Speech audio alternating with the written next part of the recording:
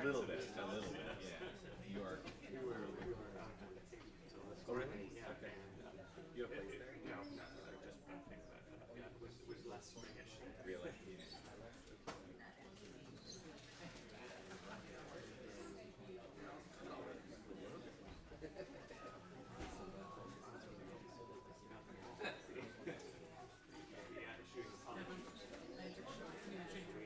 right, let's do it.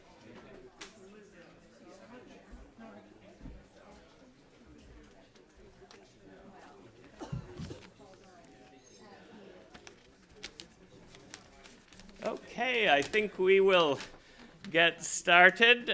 Welcome, everyone, to our conference, Forgiveness, Interdisciplinary Perspectives.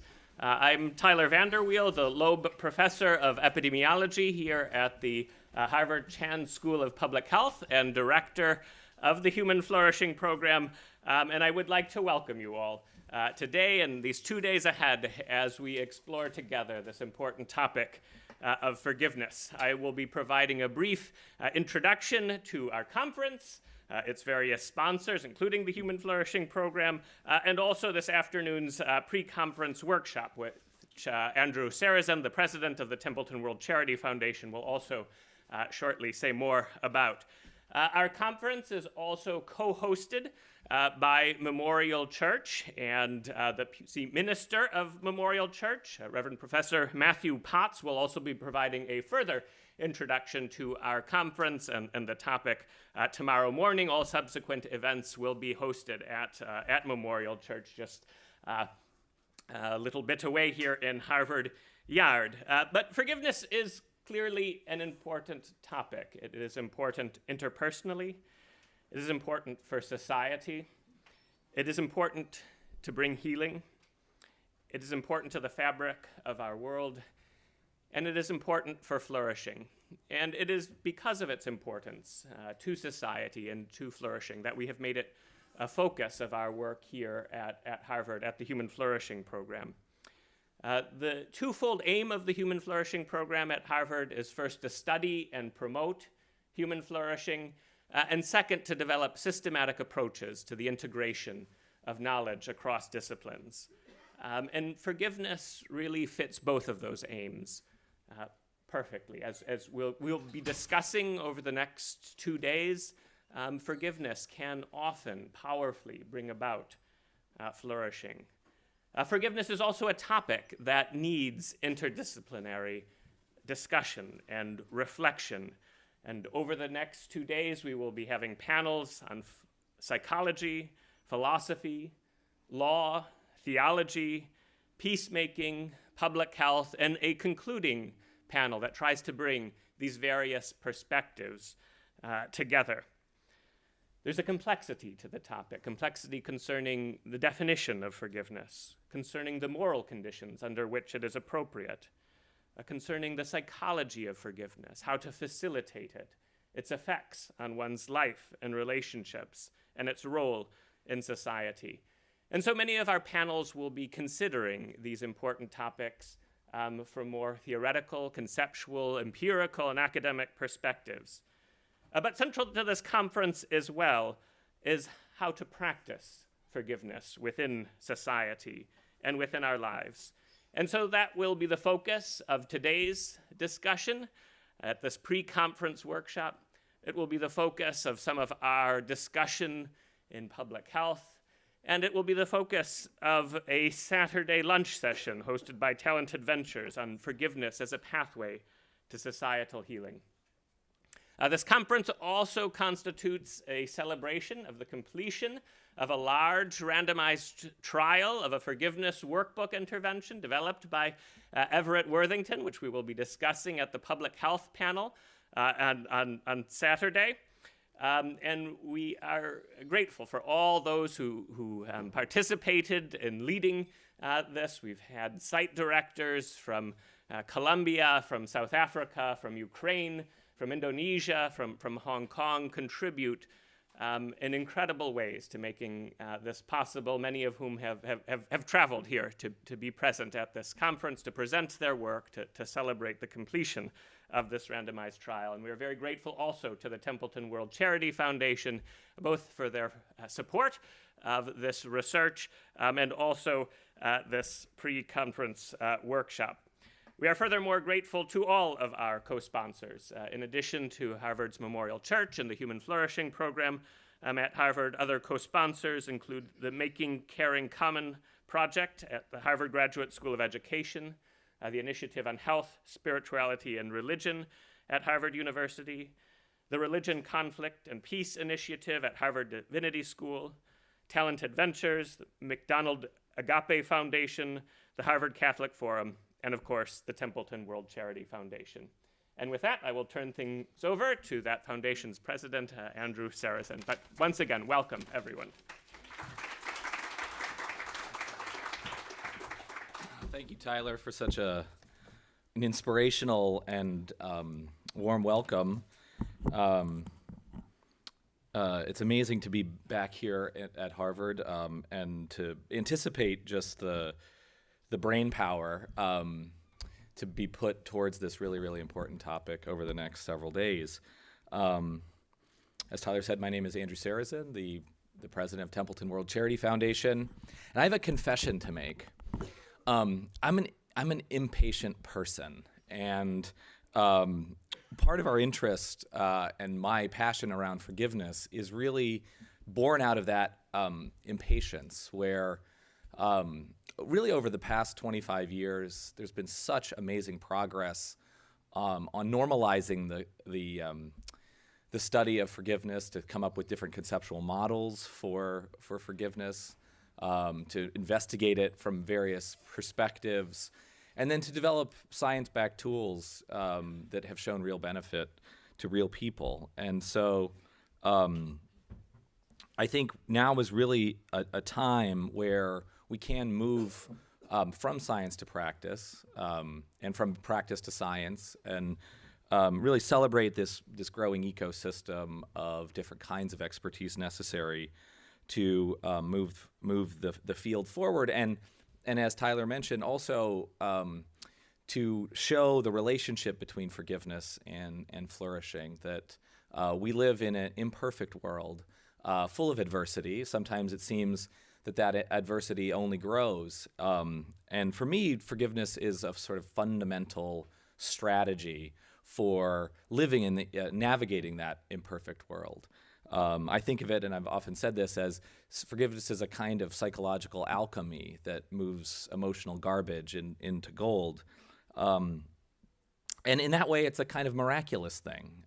It is something that allows us to cooperate, to repair wrongdoings, and ultimately to fulfill our own potential for the future. And so at the Templeton World Charity Foundation, our mission, like the Harvard's program on human flourishing, is to support innovations for flourishing, specifically across scientific discovery, developing new interventions and tools, and ultimately creating movements based on those tools.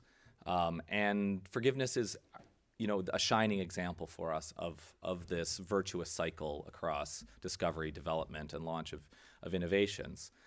We, for several years, have been supporting a campaign called the Discover Forgiveness Campaign, which seeks to assemble the very best in scientific information, to profile and support the development of tools for forgiveness, and then also to convene in public spaces discussions around forgiveness. Our focus is on enabling what we call frontline workers of forgiveness. Those are mental health workers, teachers, educators, and faith leaders to use those tools. And so really,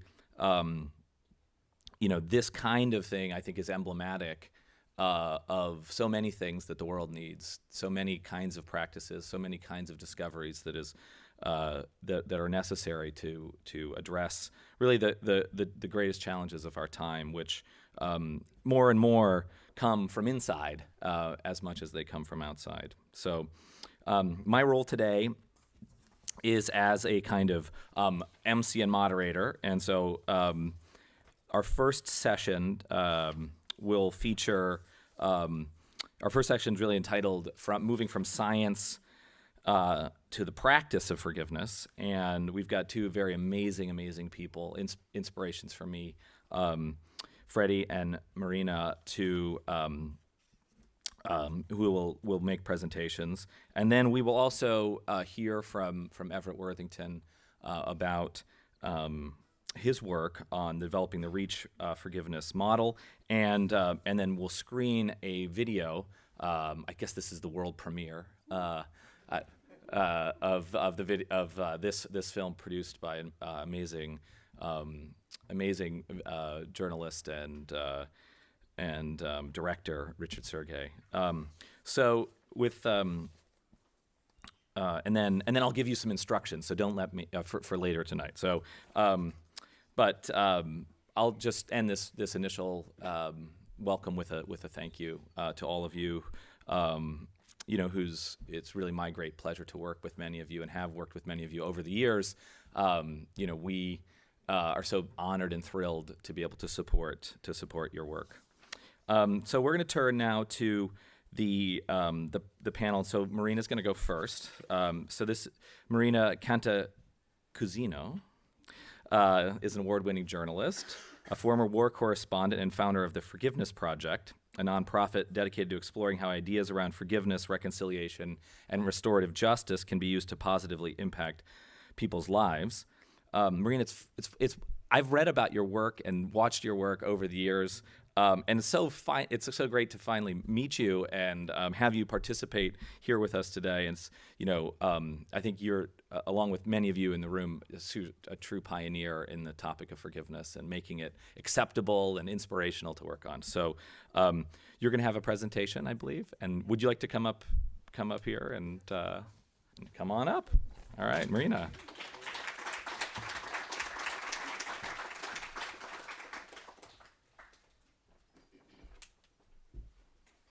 Thank you, everyone.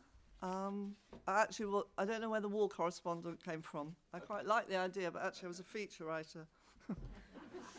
I'm just going to see, do I just press the slides on? Yes.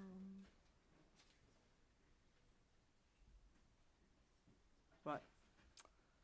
So I'm starting out by sharing this quote with you, just to give you an idea of where the Forgiveness Project comes from.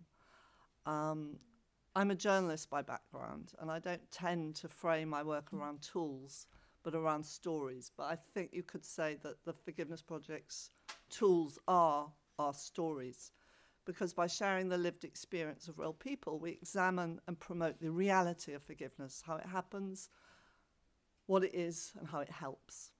So, yeah, my background's journalism, and my aim has always been to open minds, because I really believe that people's beliefs and biases only shift when we hear the stories of others. And specifically at the Forgiveness Project, we don't drive people to forgive.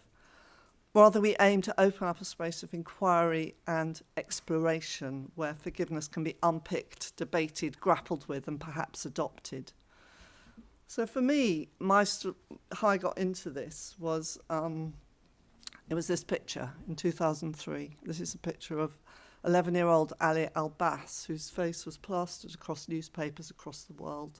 In the opening days of the Iraq War, Ali lost both his arms and his entire family when a US missile hit his home. And I found the picture deeply disturbing when I saw it.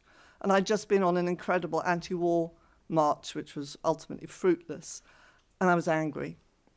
I was angry at how our politicians had created this revenge narrative. And so, as a journalist, I started to think about collecting stories which were countercultural, counterintuitive, stories from survivors and victims who had sought peaceful solutions to conflict, and also from former perpetrators who transformed their aggression into a force for peace. I was looking for evidence of how forgiveness worked. So it was a private project done in my spare time with a photographer friend over a course of a year, and we collected 26 stories. I didn't know what would happen to them, but they became an exhibition which I called the F Word. And the reason I called it the F Word was because by now I knew I was on highly contentious and contested territory. And since the launch in 2004, this is just some examples of where the exhibition has been. A shopping mall at the top in Sydney. It's been at the EU. At the bottom here on the left is Kenya in the lead up to the elections there, where there's a lot of inter-ethnic violence. The exhibition was used as a tool to try and prevent further violence. Also, just to share with you a little bit about what the Forgiveness Project does. We're a platform for stories that heal, restore, and rehumanize, essentially, as well as a community of storytellers who believe in using their story to create a more compassionate world. So we have an online educational resource, which is used by teachers in the classroom. We promote the stories and ideas through online events, public events, social media, podcasts, recently through a series for BBC Radio. We have had publishers come to us, well, me, to ask to write books about it. And we've developed a prison program called Restore, which is an intensive group-based process, which is facilitated by an ex-offender together with a victim of crime. And we've also now started some training into shame resilience, which we're doing with NHS staff and in prisons across the UK. So I've always wanted to portray forgiveness as not something just for the spiritually enlightened or the mentally strong, because I want the stories to be accessible to everyone. And I really wanted to bring out authenticity. I wanted the stories to be nuanced. I wanted to show the complexity of forgiveness, if you like. So many of the stories, they come from a point of view of conditional forgiveness, unconditional forgiveness, group forgiveness, self-forgiveness, premature forgiveness. And I also was really interested in those who were uncomfortable using the word or even rejected it out of hand and yet behaved in a clearly forgiving way. And I also wanted to acknowledge the dark side of forgiveness. I think, there are certain studies which show there are times when actually forgiveness is unhelpful, and I think that's really important to acknowledge. So storytelling is my focus. I want to get people to engage with the tools of forgiveness because science has shown us it aids physical and psychological well-being. So I do it through stories. The Forgiveness Project does that. That's our sort of USP, if you like. We operate at this very, very initial stage of trying to engage a conversation, grabbing people's attention, because I know as a journalist that stories stick whereas facts fade. Science is very good at engaging the mind, but stories open the heart. As Brené Brown said, stories are data with a soul. They're a pathway to engaging our right brain. They trigger our imagination so we can step out of our shoes into the shoes of others. They help us with perspective taking, with reframing our worldview, and therefore increase our empathy and compassion for others. I always like to look at the other flip side of everything. There's a dark side to stories as well, because they are so powerful. They can just as well be used to fan the flames of prejudice and normalise hate, which is why we choose to work with the restorative narratives model. I'll just briefly whiz through what a restorative narrative is. The aim of the Forgiveness Project is to share these humanising stories, to drown out the noise of the increasingly popular stories of hatred and polarisation. And I can't talk without just bringing in a couple of our storytellers into the room, if you like, very, very briefly. I also want to say that the exhibition, the F Word, is actually on display. Thank you for Templeton for bringing it. It's at the Harvard Memorial Church. Louisa Hex, who's our coordinator here in America, has brought it. Thank you, Louisa. Please go and see it if you have a chance during the next 2 days. So this is Figan Murray, whose son was killed in the Manchester Arena bombing, which was the Ariana Grande concert. And Vegan has, I haven't got time to tell you the story. As I say, it's nuanced and complex and difficult and fascinating. But all I'll say at this point is she chose to forgive because the only way she could survive the pain was to demonstrate the very values that were so lacking when her son was killed: understanding, tolerance, and forgiveness. And she says, so forgiveness became the vehicle I used to stay within my own humanity. I love the way she puts that. And this is Shad Ali, who was a victim of a racist attack and was left unconscious and in hospital for weeks. But the day he woke up, the next day after the attack, this is the thought that came into his head. Forgiveness came from wondering how on earth something could inflict that kind of pain on another human being without feeling anything. And I like this because I think it shows how forgiveness comes from the profound recognition that we are all connected and all human. Shad, in a way, had to move further in towards the pain in order to reimagine his relationship with it and transform it. This is sort of part of the alchemy of forgiveness, if you like. So regarding tools, just coming to the end now, that the Forgiveness Project has done, I've worked with Dr. Masih Noor from University of Kiel, and we created the Forgiveness Project, this was years ago actually, Forgiveness Project 2 Toolbox, and where Masih and I analysed some of the political stories from the Forgiveness Project and came up with, I think there are 7 different, including skills. And in a few years, it's been accessed by 166 countries around the world. And we created this for the University of Kansas, with the Charter for Compassion, and it's for the Community Health and Development Program at Kansas. And that was one chapter of many, a very long chapter at that. This is a tool that I use a lot, and I discovered this, or a version of this. I've adapted it for my work on the internet. I like it because it really explains the journeys that so many of these storytellers have taken. It was a map that was originally developed by a Russian psychologist after the Bosnian War. And interestingly, I discovered online that she'd first called it 7 Steps Towards Forgiveness. And then she changed it the Trauma Healing Map. And I suspect it's because she didn't really want the baggage that comes attached to the word forgiveness. But who knows, I may be wrong. Let me just end with impact. I was just wanted to put up some of the pictures. Myself and Dr. Masih Noor wrote a tiny little book called Forgiveness is Really Strange, which has got lots of lovely pictures by a lovely illustrator. But I just wanted to end with impact. We know people want to hear these stories because from day one we were contacted by people all over the world saying, can we use your resource of stories for our work to teach forgiveness or promote the key values associated with it. For instance, a doctor at a university in England wrote to say he uses the stories to teach his students prejudice, stigma, and taboo. This is a doctor at the University of Southampton. A community mediator agency has used the stories to train their youth mediators. A fire station in Seattle once wrote to say they were using the stories to work on empathy. Schools, churches, synagogues, universities, businesses, health agencies, hospitals even, community groups, probation, and prison services have all discovered and used the stories for their work.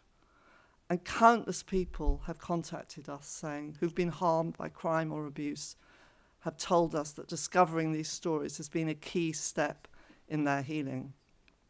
That's why I believe in the power of stories, to broaden people's understanding globally about the efficacy of forgiveness as a public health tool.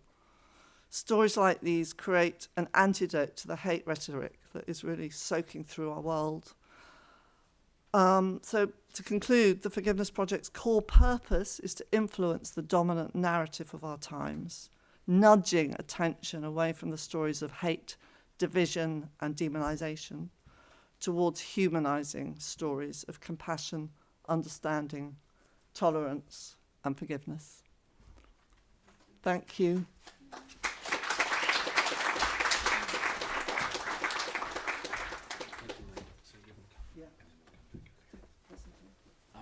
So thank you, Marina. That was really excellent. And I know a lot of that stimulated a lot of questions for me, and also I think hopefully amongst you, and we'll take some questions in a minute. So now I'm going to introduce Freddie Mutangua, who is the director of the Kigali Genocide Memorial and executive director of the Aegis Trust, whose mission is to prevent genocide through education.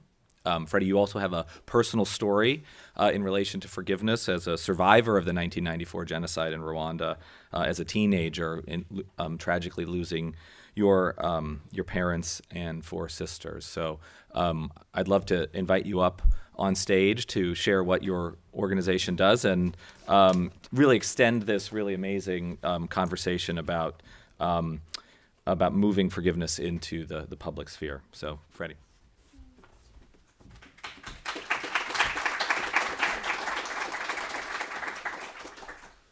Wow. Thank you, Andrew, for a wonderful introduction. And thank you to the team of Templeton World Charity Foundation for inviting me today. Really, really appreciate it. Maria, that's fantastic. You're great. That's a great job. First of all, I want to take you into the journey through the development of Aegis tool for forgiveness and peace. But first of all, I want, as Andrew mentioned, I have my story as well. I want to first take you into my own journey, just explaining the tools we use for forgiveness.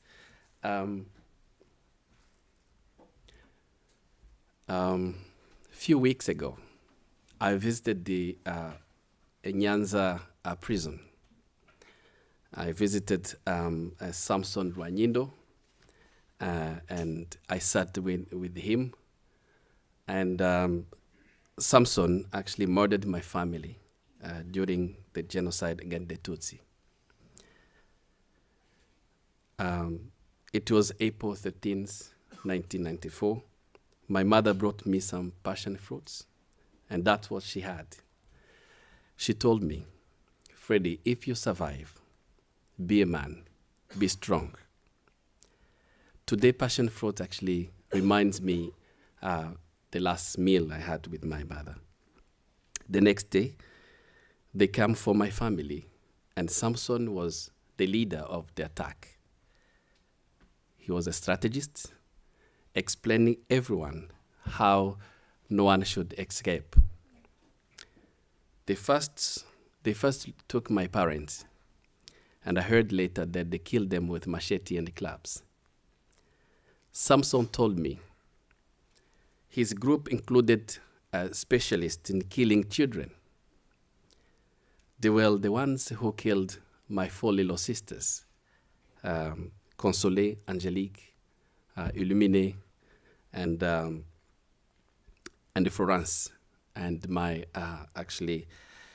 adopted sister, who was at home, but her, it was very, very harsh because she was raped before she got killed.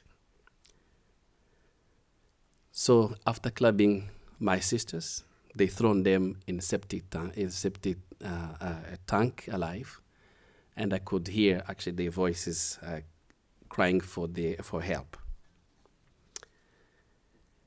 In 2 days, my family was reduced from 9 to 2, including my extended family. I lost 80 people. And I survived with my sister Rosette, who actually came with me to visit Samson in a prison. And if you see the orange cloth, it means that he's been convicted and he's serving his sentence. Other prisoners, when they the judgment going on, they are in pink or a different color. But him, he's serving his life sentence. Why? Not because of killing my family, but also he killed so many families. But at the same time, he's actually the champion in raping women in my village. That's why actually he's serving this sentence. So when I was sitting with him, he told me that the leaders encouraged Hutu men to enjoy themselves with the Tutsi women, and because actually they would be killed anyway. Rosette was my sister who survived with me. She was nearly 16 years in 1994. Samson turned to her and said, "My plan was raping you, but I had so many women to go through and to go to work with, and I didn't get the chance before you escape." So imagine if these were your parents and the sisters, how would you feel toward the people who did this? It's a question to you. I came to understand what forgiveness is through my own story. Forgiveness is a process. 29 years may sound long enough, but I still hear their voices like yesterday. I didn't want to break down in front of Samson. Before I get into the room, I grieve and I cried, so that can be composed for dialogue. Despite admitting a horrific act, Samson avoided sharing some truth with me. And he requested for forgiveness. But if he's not telling the whole truth, why is he seeking for forgiveness for? It's only survivors. Actually, this is my story is not isolated. In 1994, 1 million people were killed in 1994. But what I realized, it's not only survivors who are on journey of forgiveness. Perpetrators are on journey to acknowledge their truth as well. Forgiveness is a two-way relationship. It involves building trust. Survivors need to know perpetrators are truthful and genuine. Perpetrators need to understand survivors want justice, not vengeance. That we seek to repair our lives, not damage others' lives. This doesn't happen through a slick slogan, or a single meeting, or shaking hands. Survivor isn't avoiding a death. After 1994, we were physically and emotionally wounded. We had no family support. We had to work out how to eat each and every day. We have to work out how to get the roof under our heads, and also to go to school again and to resume our school. After 1994 genocide, after RPF stopped genocide, survivors needed reburying their victims. And you see on the picture so many survivors actually going into the process of exhuming the bodies of their relatives who have been actually buried in shallow graves, and try to find a very dignified place for them. After genocide, many sites of killing, included churches, they become memorials in Rwanda. Kigali authorities chose this hillside called the Gisozi to be a burial and resting place for more than 250,000 Tutsi who have been killed in Kigali. When the memorial opened in 2004, it helped answer some questions of remembrance, but we knew the memorial also has a power to educate today and the future generation with an intention to break the cycle of violence. But the question is, what kind of education could repair communities after genocide? With the schools, children perpetrators and survivors were visiting the memorial together. One group may have parents in a prison, narrating blame and guilt, and another group carrying loss and trauma from survivors' parents.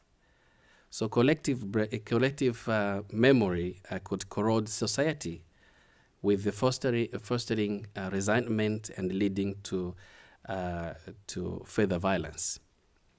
We set an objective of the peace education program to achieve the opposite of hate media and incitement to genocide.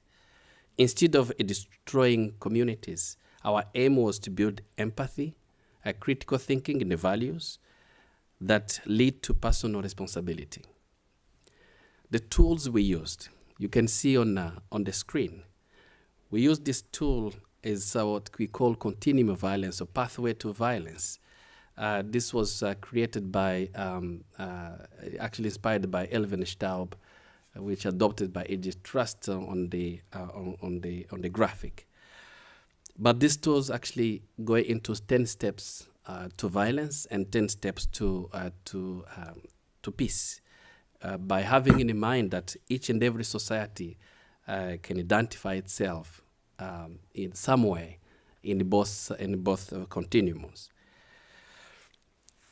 This is to explain the steps by which ordinary people can become perpetrator and the steps to develop the peaceful society.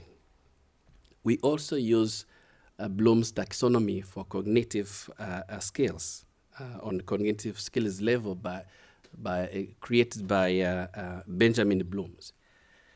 It was adapted in our content to help actually developing critical thinking.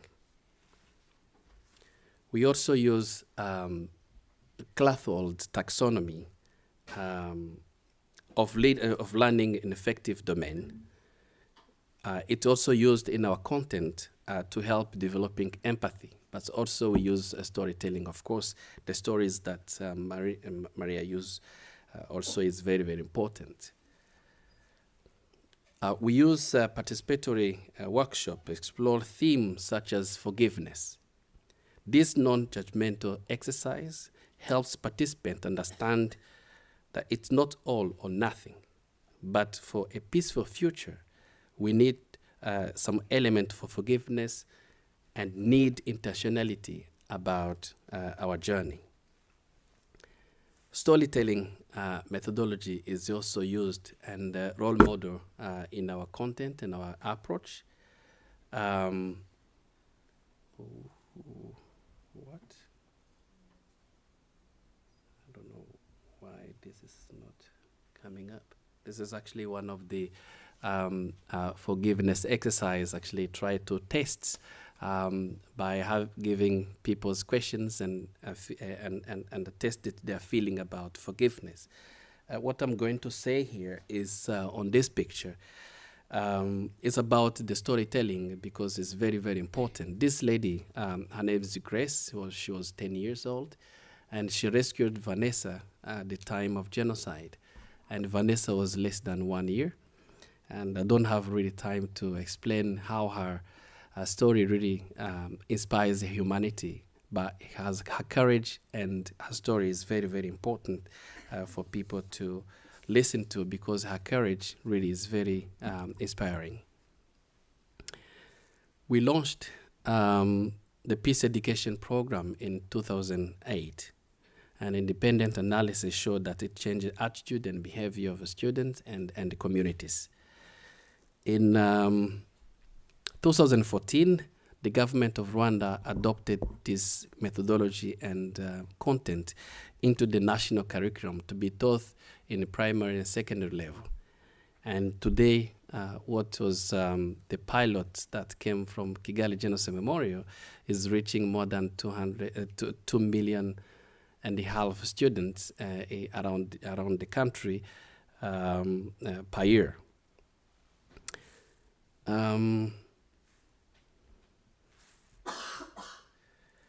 Trainees like Albert Rutikanga, a genocide survivor in Kayonza, has started his own reconciliation initiative in his village. Like me, Albert actually didn't believe that forgiveness is possible until actually he went to to become a high school teacher and end up in our workshop. This is what he said. I went home with 2 duties. This was really after the workshop. He says, one was to forgive the killers of my family, and the second one was to teach my students critical thinking. His initiatives unite perpetrators and survivors to help those in need. Even neighbors from the group that killed his parents actually is a part of this process. This became an exemplary village that really inspires other villages in the country, and it's been used actually as a tool to inspire other villages what is possible to be done, which is very, very important. When you look at on this picture, you will find Clementine casually leaning on the perpetrator. His name is Nasson. There's 2 survivors, actually, he's in between. And this shows, demonstrate a high degree of trust that developed through peace education program.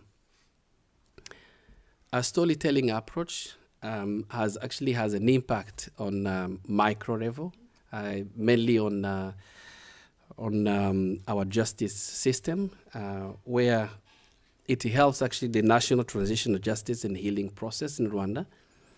The communal grassroots called Gacaca Courts actually was established.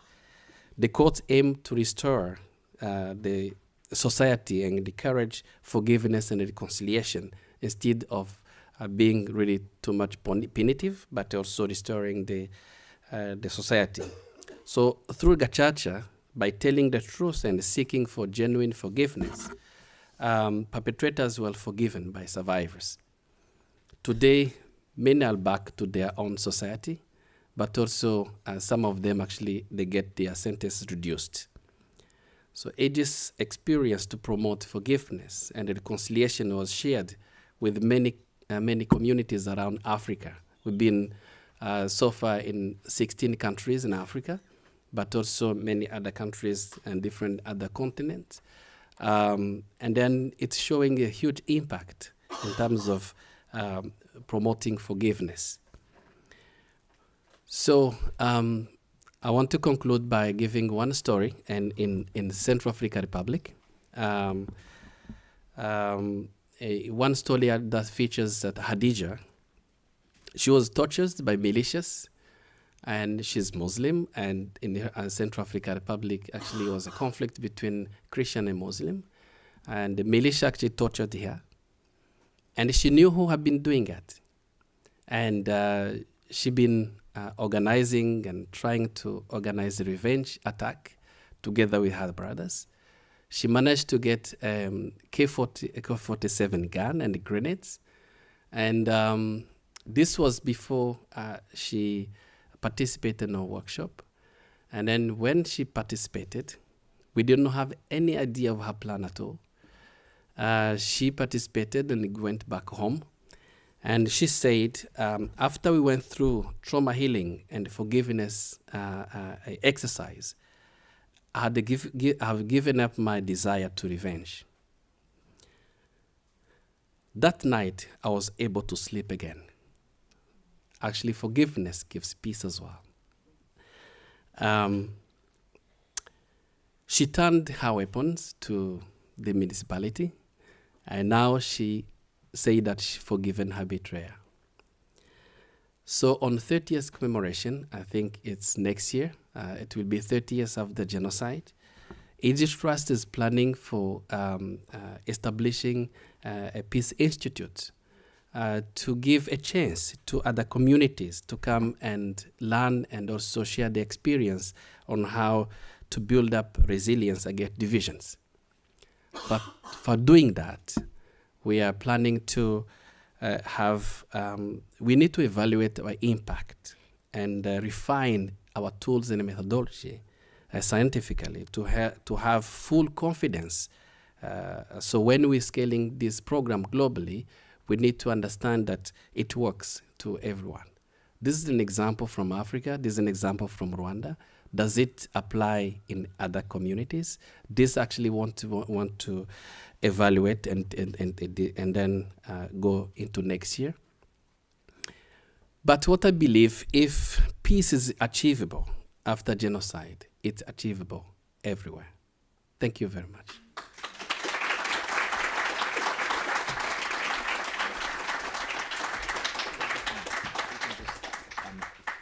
We're going to now take some questions. And so, Marina, if you want to join us up here.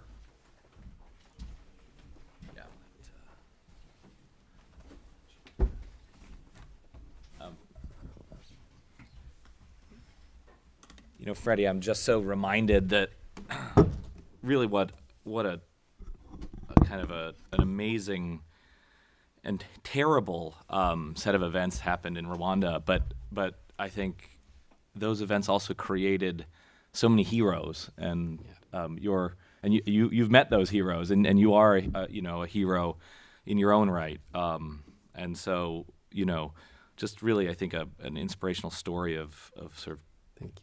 sort of survival, forgiveness, and hope for the future, and not only for Rwandans, but hopefully for the rest of the world to learn from the experience. I think we've got about 10 minutes here for questions, and so one of the things that, so maybe I'll just start with one for each of you, and then we can take audience questions. We've got two mics. And I think I'll start with the kind of, what you presented was so rich, but I want, in your experience, and you touched on, both of you in different ways, touched on obstacles to forgiveness. Some obstacles can be common myths or misperceptions about forgiveness. Different social environments may be sort of less conducive to forgiveness. I mean, the Rwandan example shows the kind of how you can scaffold social structures and reconciliation processes to promote forgiveness. But I think anybody who seriously considers the topic knows just how challenging and complex the topic is.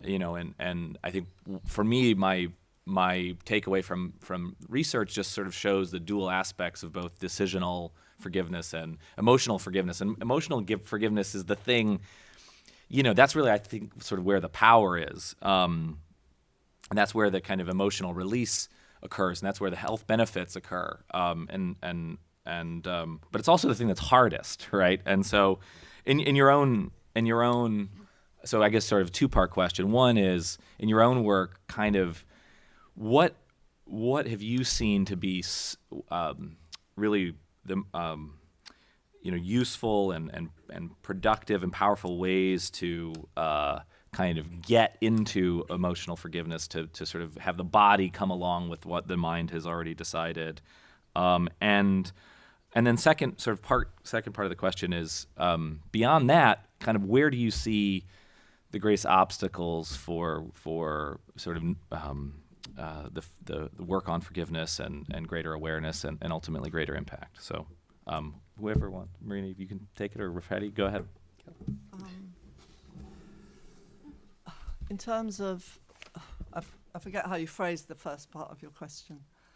What I've found is that people are often motivated to forgive, to not hate like the person who did the harm to them, to feel better, to feel exactly. That's why I shared the quote that I did, to live within one's humanity. Mm-hmm. Also, I think I'm often asked whether for a definition of forgiveness, and it's very hard because I think I often use making peace with things or people we cannot change, but it doesn't do it, because essential to forgiveness is the aspect of being empathy and compassion, and so forgiveness is really like it breaks you open. It draws you closer to the wound. This is the extraordinary thing about it. It draws you closer to the very thing that's hurt you. It's much more than letting go and much more than acceptance. And people understand this, and people who who choose to forgive, you know, understand that if I had lived your life, perhaps I would have. That's the only way I can get round your story. If I had lived your life, perhaps I would have done what you did. Perhaps my brain would have been messed with in that way, that I could have done terrible acts of cruelty. Because it's very, very hard to understand forgiveness in these very extreme circumstances, I feel. Just to address your second part of your question with obstacles, there are someone from Northern Ireland said to me, who works in the peace process, talked about the impossible and yet essential need for forgiveness in Northern Ireland. And what he was basically saying is, how do you, when both sides feel that they are the victim, and when the authority of justice isn't trusted, you know, how then do you bring forgiveness? So within a political system, I often think that forgiveness is part of the repairing, the restoring, the aftermath. In the heat of battle, whether it's between siblings or between nations, I don't know if forgiveness is the right conversation to be having, because people are hell-bent on survival, on winning, or on destroying the other. And within, you know, relationships, I think, again, a little bit like what I was saying earlier, was that sometimes people feel equally aggrieved. And if forgiveness can be an act of aggression almost, or an accusation, I forgive you, when both sides feel that they are equally in the right. So it's sort of fraught with problems. Freddie? Yeah, that's a good question. So, first of all, on your first question, how actually your emotion of forgiveness actually come along with, and then you make a step for that forgiveness. I think I'll give you some story of myself. I keep talking about myself. I think so. Why did I actually go into this journey? I was given the tasks to develop a peace education program because I was hired with different position, but at the same time, in 2006, I was given the position of education manager to try to find a way to get this education to the memorial. So right after genocide, you know, in Rwanda, perpetrators and survivors, they live side by side. They know Tutsi land and Hutu land. And as I mentioned before, the first thing I'll say, okay, I was excited. I visited the Holocaust memorials around, and I saw actually a student coming to visit. So I thought it's easy like that. And then I asked the student to come to, the teachers and to bring the schools to bring the student. When they arrive, I find, we have children of perpetrators and the children of survivors. That's how I get challenged. What kind of message I give those people? That I'm not creating collective blame while talking about how to kill the Tutsis and everything, and how I create actually get the survivors' children angry against the children of perpetrators. So that was the more challenge. The second challenge I had was I find out that you give what you have. We are talking about peace. We are talking about reconciliation. We're talking about forgiveness. Did I forgive myself? So I had to work on myself, just emotionally, how to, and then I was saying that if I'm teaching about forgiveness, I need to do something on myself. So what I did, I went to my village, because I'm not from Kigali, the capital. I went to West, where my village. I invited people, and among them, actually, those who been released from prison, and I brought them to the memorial to see the feeling of it. And then they came, and while they were going around the memorial, I saw one of them is weeping, is actually crying. And that actually, I was stuck to understand why this extremely bad guy is crying, why he sees actually a child been killed. So that's how I find that humanity lives within us, even if you try to cover it. So that's why I was saying I need to prove this humanity within this guy to have a seed of humanity again flourishing. So that's how I find I got actually into this journey, and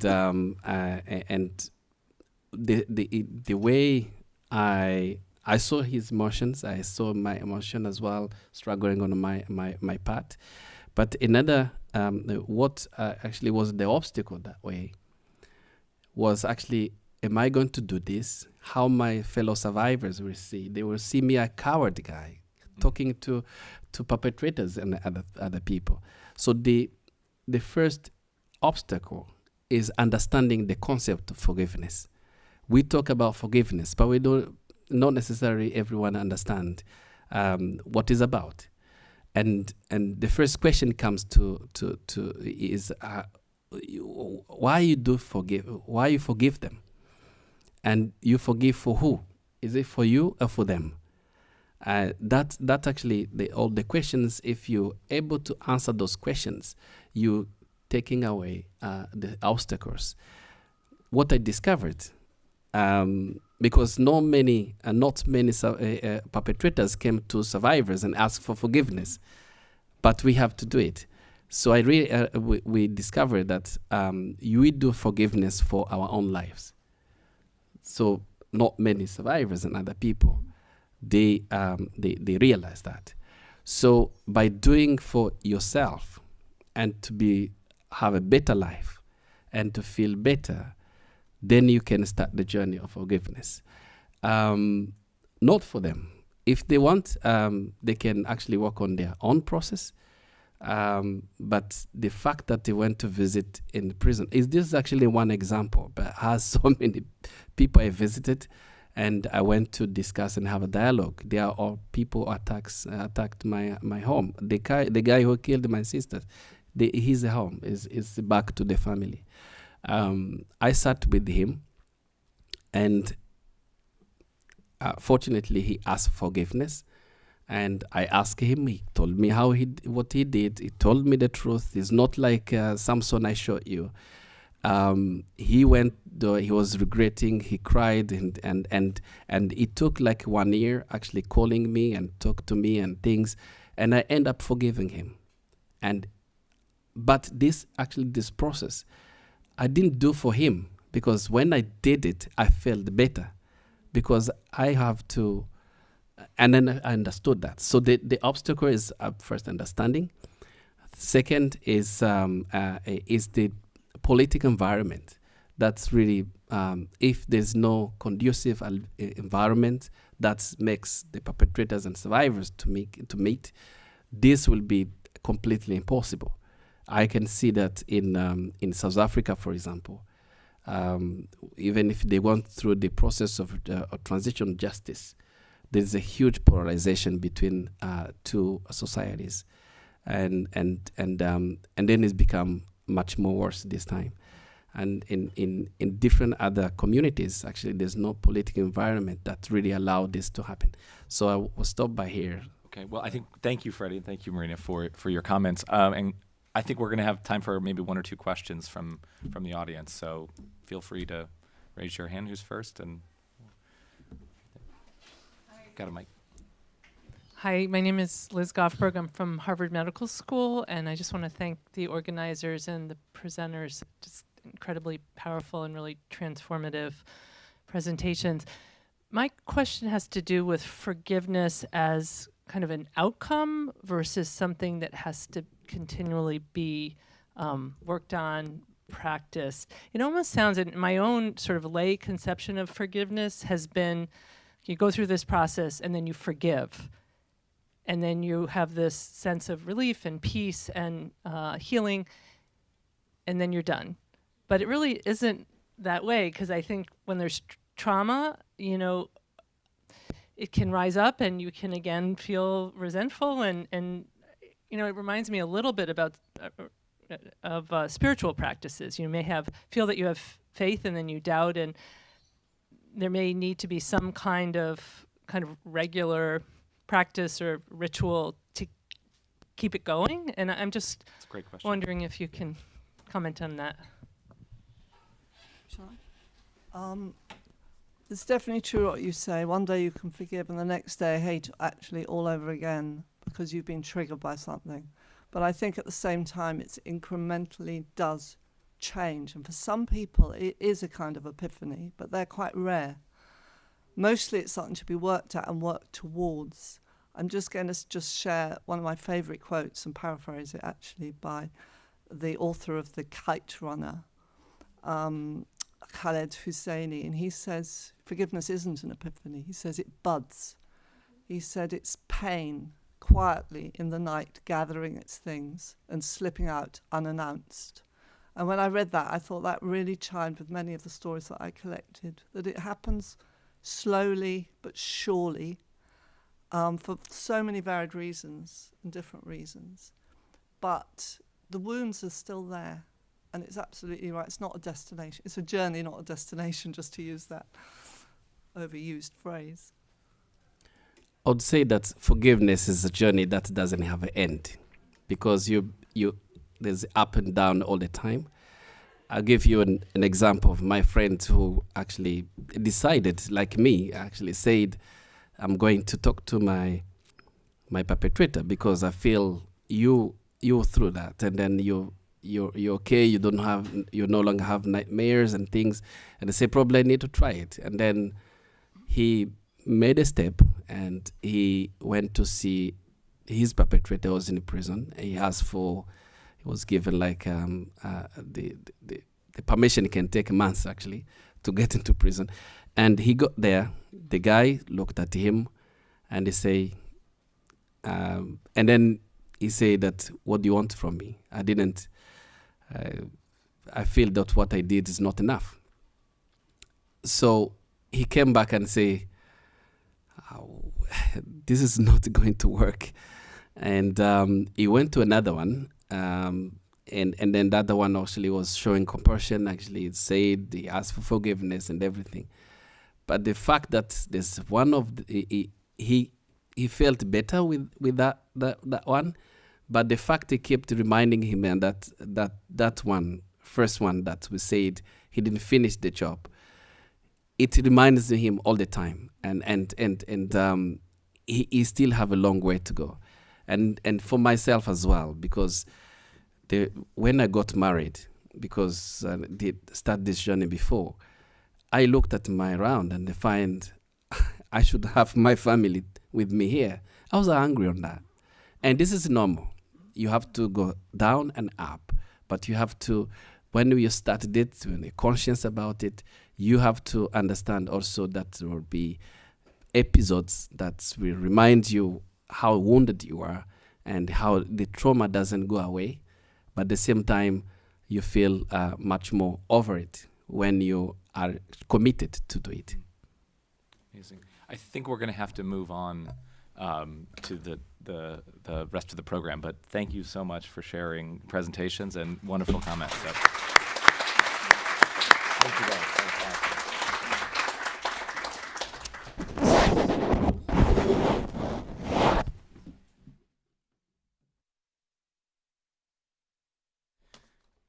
I love the discussion about the journey of forgiveness, and I think that really dovetails with the next part of the presentation, which you'll hear from somebody. Last night I called Everett Worthington the godfather of forgiveness research. So, but Dr. Everett Worthington is a professor emeritus at Virginia Commonwealth University, and really, been such a critical part of advancing the science of forgiveness over many years. A longtime friend of the Templeton Philanthropies and grantee of Templeton World Charity Foundation and the John Templeton Foundation. And in particular, we're interested to hear tonight about the REACH forgiveness method. And during the conference over the next couple of days, you'll hear in depth about the study of this REACH method and in particular its workbook in a global context. And we have tonight 5 individuals who ran sites for site leaders for that multi-center trial. But tonight, right now we're going to have a bit of a sneak preview. So Ev, this is going to be the screening of this video by Richard Sergey, and Ev, you're going to maybe introduce that, and then we'll play the video. So.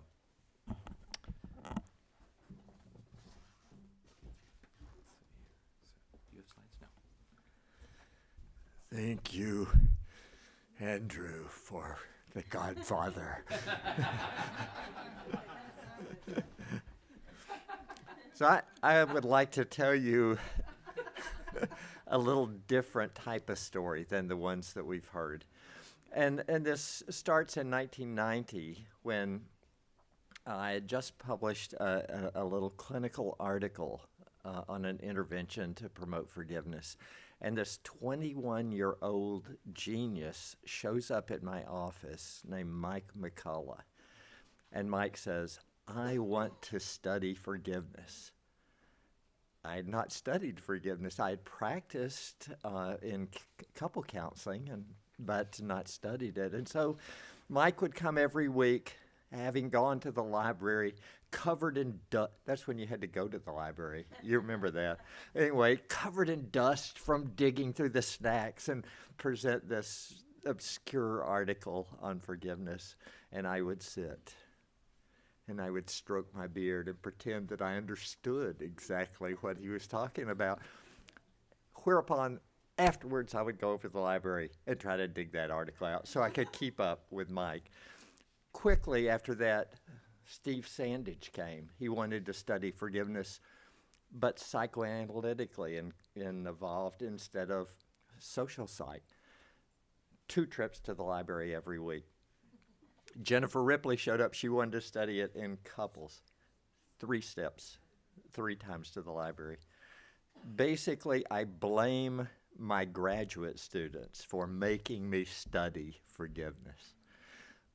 But my story that I wanted to tell you is really one of gratitude, because over the years, it wasn't just those 3. It's been so many people that I've had the privilege of collaborating with. And the Templeton World Charity Foundation for supporting our research, and the John Templeton Foundation for supporting research, and Fetzer Institute for supporting the research. And I just feel just honored beyond belief to have been able to associate with these wonderful scientists and humans over the years. So what happened is, over time, this Reach Forgiveness model kind of grew. And the Templeton World Charity Foundation commissioned Richard Sergey to, I don't know if people can see you. Would you stand up? No? Okay, he's going to wave. Okay, this is Richard. They commissioned him to do a story that was a story of impact, is what it was called. And Richard did such a wonderful job with that it won a ShareCare Emmy Award. So we have an Emmy Award winner here. It was a powerful video. So this video is now another powerful video. I chose not to talk about the content because the video speaks for itself. Richard has taken data, interviews about data, and turned it into powerful stories. I hope you appreciate this. Thank you, Ev. Okay, let me see if I can.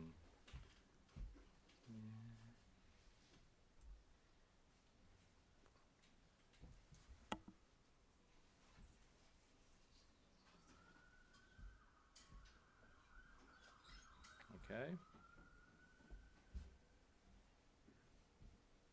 There we go.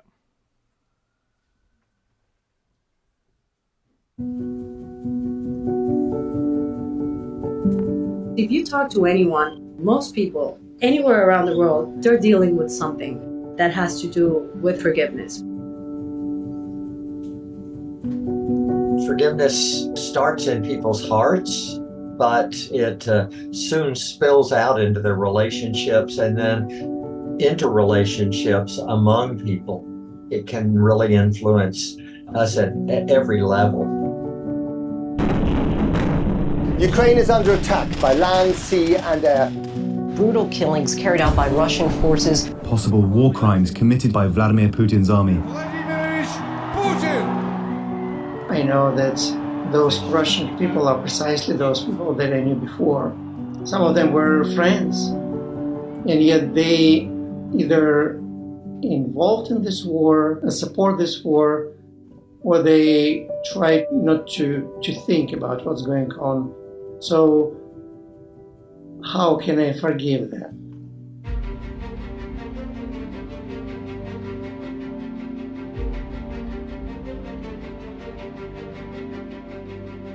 This might be the most cost-effective, ambitious, and impactful forgiveness project that has ever taken place.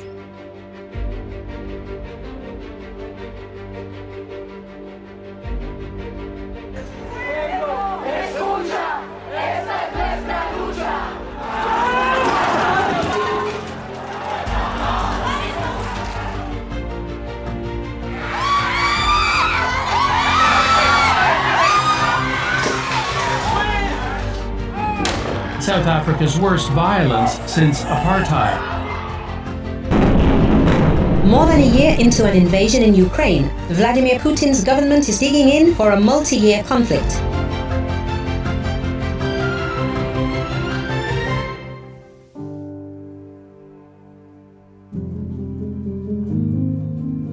There is a science of forgiveness that is quite well developed now, and we're starting to develop a real body of knowledge about how to help people forgive.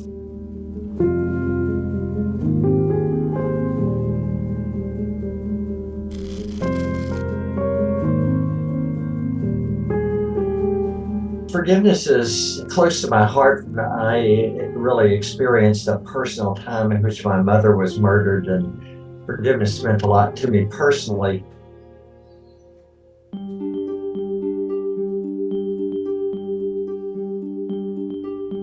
There have been many studies of reach forgiveness showing that in a number of different contexts and settings it is effective. REACH is an acronym. These are steps to emotional forgiveness. So R, recall the hurt. People can't forgive if they don't admit that they've been hurt. E, empathize with the offender. A, the altruistic offer, gift of forgiveness. Forgiveness is an altruistic gift. It's not dependent on the person saying sorry, and in giving it, I myself receive a gift. C, commit to forgive, and then H, hold on to the forgiveness during times where those difficult emotions return. The benefits of forgiveness are huge. Forgiveness has been found to be related to physical health, psychological health, also spiritual health. So it's pretty crucial for people's overall well-being. Forgiving lowers the amount of cortisol in people's blood. It affects every system in their body, from the size of their brain to their sexual functioning to the cardiovascular risk, the immune system. And so it really helps the person physically.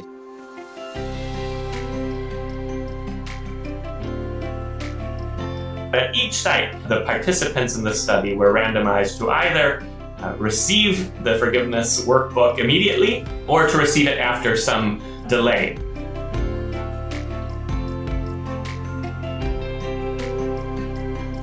I look at this workbook as being a way to introduce people to what forgiveness is, get them to think about it in terms of a hurt that they are trying to work through.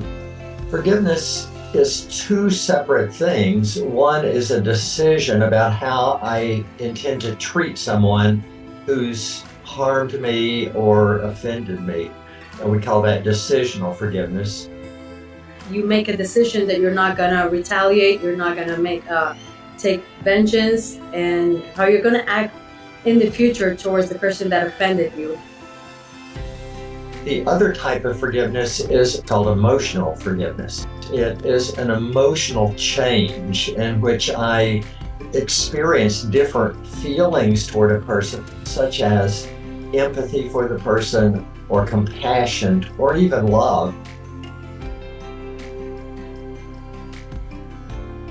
Within the workbook, they assess themselves at the beginning and they assess themselves at the end. They can show themselves that this is really helping them, so that they get the sense that, oh, I can apply this again and again.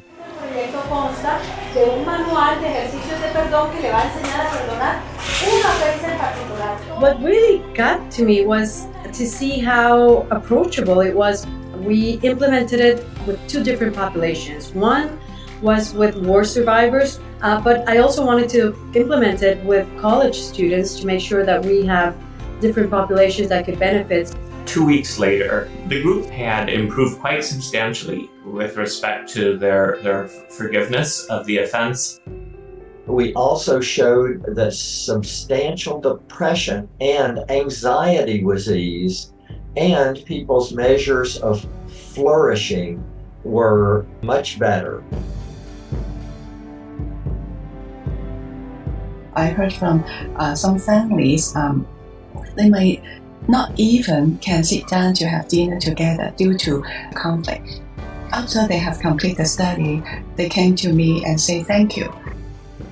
It was 2 weeks of intense study, learning about yourself, studying about the essence of forgiveness, and we found out that many people found comfort and psychologically they felt better. Some people ask us, so if we forgive, does that mean we have to reconcile with the other person? The answer is no. Forgiveness is quite distinct from reconciling or excusing the action or not demanding justice. One can pursue a just outcome and still forgive, still hope for the ultimate good of the offender. The time for the healing of the wounds has come. Nelson Mandela is an extraordinary example of forgiveness. One of the things that is difficult for me to comprehend is that we spent such a long time here. There's Mr. Mandela, Mr. Nelson Mandela, a free man. If you think of 27 years in prison and you are released and you do not seek vengeance on your captors, your oppressors, and you choose to forgive them and invite them into a dialogue of rebuilding a nation, that takes a lot of forgiveness. Forgiveness is in fact an important public health issue. And I think the ongoing struggles in South Africa show that forgiveness is not something that needs to just occur once and it's done, but it is an ongoing work to create a forgiving society.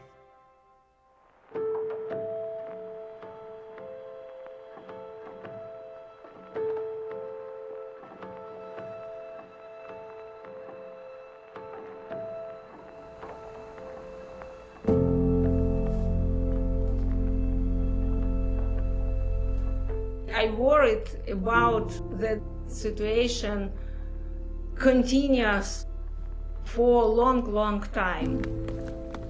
What more problem for me that people who stay in Germany, Ukrainian who stay in Ukraine, they real hate in Russian people.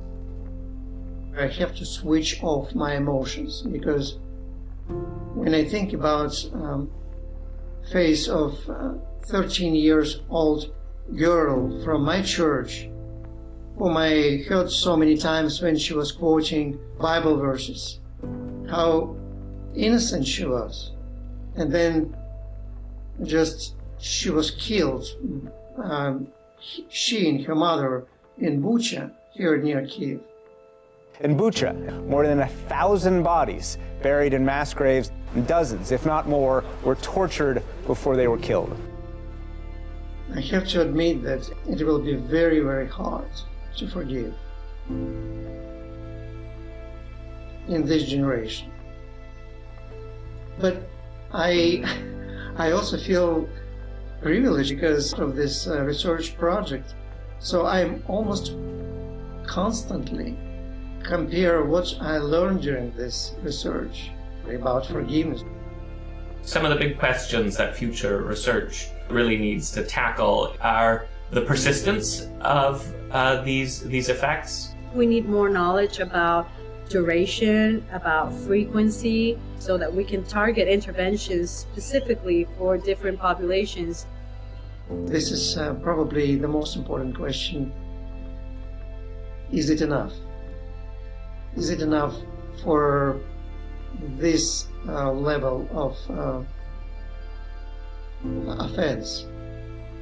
It's real hope for me that my family can stay normal people who can forgive. I hope we can stop this war and we can build a new relationship with Russia, with Russian people.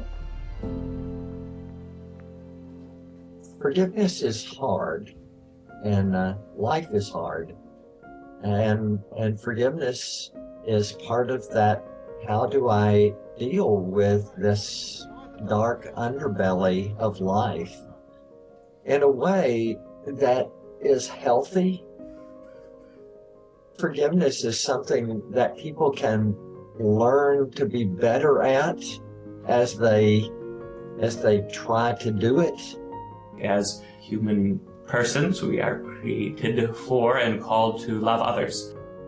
We inevitably and unfortunately do harm to one another. We need a path back. Forgiveness is part of what it means to flourish.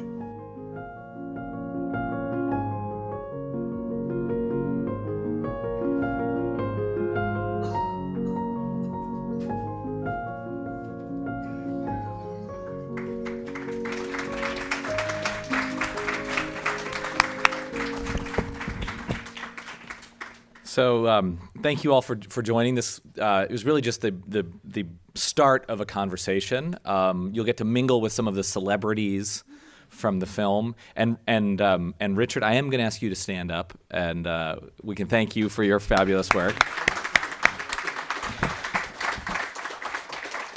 So right now, we're going to conclude this event. You can join us across the road. Which direction is it, Tyler? Across the road, okay, at the Harvard Faculty Club for a networking session and a cocktail hour. We've actually prepared a few stations to stimulate discussion, and our forgiveness experts will guide you through this. So when you enter the faculty club, you'll pick up a button, and you will look for one of 4 stations where there's a sign that says, "Ask me a question," to learn specifically about the work of our Discover Forgiveness campaign. And members of our advisory council will be on each station. And so we have Shani Tran. Where's Shani? There she is right there. So Shani is a practicing therapist and advocate and influencer and member of the Discover Forgiveness Advisory Council. We have Suzanne Friedman. Did Suzanne leave? Okay, she probably was getting ready. So Suzanne, who's studied a lot of work in educational settings on forgiveness as a professor at the University of Northern Iowa. I think also Lauren Toussaint, the chair of the Discover Forgiveness Advisory Council and professor of psychology at Luther College, and then also Canon Sarah Schneider, who's the Archbishop of Canterbury's special advisor on reconciliation and vice chair of the advisory council. So they'll be there to engage you and answer questions. So that concludes this event. Thank you very much for coming, and enjoy the discussion.